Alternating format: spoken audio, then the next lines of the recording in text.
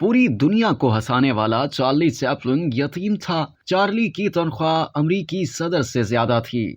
शोहराए आफाक बरतानवी अदाकार Charlie Chaplin सिर्फ एक अदाकार ही नहीं, बेहतरीन हदायतकार, कहानी नवीस और मौसीकार भी थे। उनका असल नाम चार्ल्स स्पेंसर चैपलिन था। वो 16 अप्रैल 1889 को लंदन के एक इंतहाई गरीब घराने में पैदा हुए। वालिदा नफ्सियाती मरीजा थी, जबकि बाप को शराब नोशी की लत लग चुकी थी। चार्ली के वालिद के पास एक छोटा सा थिएटर था, जहाँ चार्ली ने 5 साल की उम्र में पहली बार अपनी अदाकारी के जौहर दिखाए। चार्ली के बचपन का एक ये किस्सा मशहूर है कि एक दिन चार्ली के वालिद फौजियों के सामने परफॉर्म कर रहे थे कि अचानक उनके गले में तकलीफ शुरू हो गई, जिसके बायस उन्होंने गाने से माजरत कर ली तो फौजियों को गुस्सा आ गया, जिसके बाद उन्होंने अपने बेटे चार्ली को स्टेज पर भेज दिया। अब फिर क्या था, नन्हे चार्ली ने अपनी गुलकारी से सब महफिल लूट ली। फिर एक दिन चार्ली के वालिद शराबनोशी की वजह से सिर्फ 37 बरस की उम्र में चल बसे, जबकि वालिदा पहले ही नफ्सियाती मरीज बन चुकी थी। तो चार्ली को यतीम खाने भेज दिया गया, लेकिन उन्होंने पढ़ाई और स्टेज परफॉर्मेंस जारी रखी, जिससे वो एक शानदार अदाकार बन गए। बड़े होकर उन्होंने फिल्मों में काम शुरू किया और सीने में दुखों के पहाड़ दफन किए चार्ली ने दुनिया को हंसाने का बेड़ा उठा लिया। बर्तानिया के बाद चार्ली ने अमेरिका का रुख किया। वहाँ भी उन्हें धड़ाधड़ फिल्में मिलने लगी। खामोश फिल्मों में डायलॉग के बगैर अपनी शरारतों से लोगों को इतना हंसाया कि कॉमेडी का बेताज बादशाह बन गया। कहा जाता है कि चार्ली ने छोटी मूंछों का स्टाइल हिटलर से मुतासिर होकर अपनाया था। काफी दिलचस्प बात यह भी है कि हिटलर और चार्ली एक ही साल यानी 1889 में पैदा हुए थे। उन्होंने 1940 में हिटलर के किरदार को मजाक का रंग देकर दी ग्रेट डिक्टेटर भी बनाई, जिस पर हिटलर हामियों की जानिब से तनकीद का सामना करना पड़ा।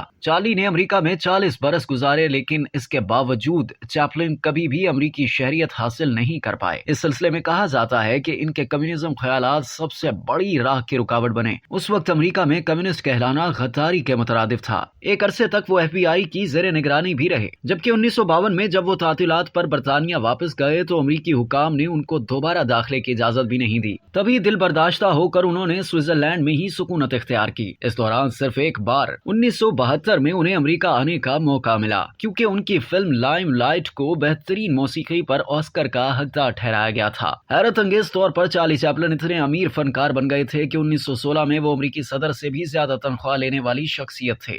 एक रिपोर्ट के मुताबिक अमेरिकी सदर को उस वक्त सालाना $75,000 तनख्वाह अदा की जाती थी, जबकि न्यूयॉर्क की म्यूचुअल फिल्म कॉर्पोरेशन ने चार्ली चैपलिन की खदमात $6,70,000 में हासिल की थी। एक बार अमेरिका में 1920 के अशरे में एक रोज चार्ली चैपलिन के बहरूपियों के दरमियान मुकाबला हुआ। जब ये बात चार्ली को पता चली तो वो खुद भी इस मुकाबले में हिस्सा लेने पहुंच गए। सबका गेटअप एक जैसा होने की वजह से उन्हें किसी ने नहीं पहचाना, लेकिन दिलचस्प बात यह है कि चार्ली जैसी अदाकारी करने का मुकाबला खुद चार्ली ही हार गए। इस मुकाबले में वो 20वीं पोजीशन पर आए। चार्ली चैपलिन ने 4 शादियां की, जबकि उनकी 3 बीवियां उनसे कई साल छोटी थीं। 1977 में चार्ली चैपलिन इस दुनिया से रुखसत हो गए तो चंद माह बाद उनका ताबूत कब्रिस्तान से चोरी कर लिया गया। चोरों ने चार्ली की बीवी से $6 लाख के एवज उसकी वापसी की शर्त रखी, लेकिन इनकार करने पर चार्ली की बीवी को धमकियां दी गई। कई हफ्तों बाद स्विस पुलिस ने इन चोरों को पकड़ लिया और ताबूत बरामद करके उसे दफन कर दिया गया। अब तक के लिए इतना ही। मजीद जानने के लिए सब्सक्राइब कीजिए डेली जंग यूट्यूब चैनल और लाइक कीजिए डेली जंग फेसबुक पेज।